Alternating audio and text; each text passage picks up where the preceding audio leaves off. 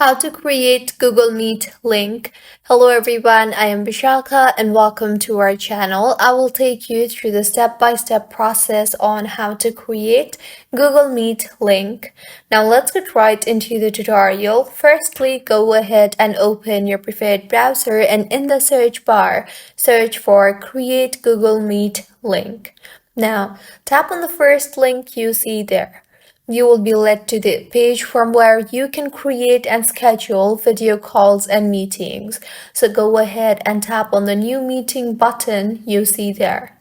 You will then be provided with three options, that is, create a meeting for later, start an instant meeting, and schedule in Google Calendar. You can tap on whichever option that is the most appropriate for you. I will tap on Start an Instant Meeting. Now allow access to microphone and camera. Once allowed, you will be led to the meeting you hosted. So to get the meeting link, you can simply tap on the search bar and copy the entire thing you see there and share it further for the link.